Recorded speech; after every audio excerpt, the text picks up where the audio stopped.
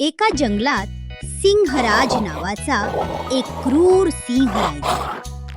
तो रोज अनेक प्राण्यांची शिकार करायचा. यामुळे जंगलातील सर्व प्राणी घाबरून राहू लागले. त्यांना जंगलात एकटे फिरायला भीती वाटू लागली. त्यामुळे ते एक दोन जण मिळून फिरू लागले. एके दिवशी सर्व प्राण्यांनी ठरवले की सिंहराजाकडे जायचे आणि त्याला विनंती करायची. ते सिंहराजाकडे गेले आणि म्हणाले, आम्ही रोज तुमच्या जेवणासाठी एक प्राणी पाठवू. कृपया तुम्ही विनाकारण प्राण्यांची शिकार करू नका. सिंहराजाने त्यांची विनंती मान्य केली. मग रोज एक एक प्राणी सिंहराजाच्या जेवणासाठी जाऊ लागला. असेच काही दिवस गेले.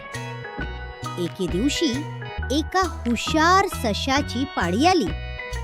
ससा सिंहराजाकडे निघाला. मध्येच वाटेत तो गाजरे खात बसला. गाजरे खाता खाता त्याच्या डोक्यात एक युक्ती सुचली. सिंहराजापासून आपण कसे वाचायचे असा तो विचार करू लागला. थोड्या वेळाने त्याला एक चांगली कल्पना सुचली. ही युक्ती यशस्वी होईल याची त्याला खात्री वाटली. सशाला वाटले की या युक्तीमुळे तो स्वतःचाही आणि इतर प्राण्यांचाही जीव वाचवू शकेल. मग तो आनंदाने हळूहळू सिंहराजाजवळ पोहोचला. उशीर होण्याचे कारण सांगताना सशाने सिंहराजाला सांगितले की वाटेत मला दुसरा एक सिंह भेटला होता. तो मला खाणार होता. तो म्हणाला, या जंगलाचा राजा मी आहे. इथल्या सर्व प्राण्यांवर माझाच अधिकार आहे. तो स्वतःला खूप महान समजत होता. हे ऐकून सिंहराज खूप रागावला. तो सशाला म्हणाला, चल मला त्या सिंहाकडे घेऊन चल.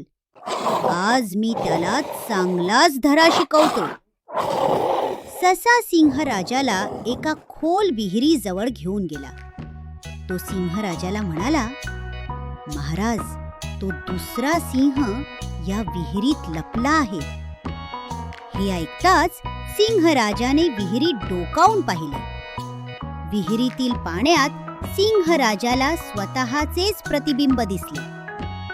मूर्ख सिंहराजाला वाटले की विहिरीत दुसराच सिंह आहे. तो खूप रागावला.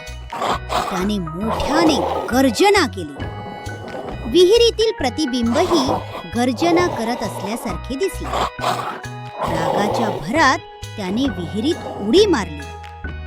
विहीर खूप खोल असल्यामुळे सिंहराज त्यातून बाहेर येऊ शकला नाही.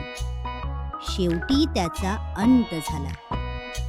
सशाची युक्ती यशस्वी झाली. सर्व प्राण्यांना ही बातमी समजताच त्यांना खूप आनंद झाला. अशा प्रकारे हुशार सशाने आपल्या बुद्धीच्या जोरावर स्वतःचा आणि इतर सर्व प्राण्यांचा जीव वाचवला. मुलांनो, या गोष्टीतून आपल्याला काय शिकायला मिळालं? बुद्धी आणि चातुर्य यांच्या बळावर मोठ्या संकटांवरही मात करता येते. मुलांनो, तुम्हाला ही मजेदार गोष्ट आवडली का? आवडली असेल तर लाईक करा, शेअर करा आणि आपल्या चॅनलला सबस्क्राईब करायला विसरू नका. पुन्हा भेटूया अशाच भन्नाट गोष्टींसोबत. Bye bye.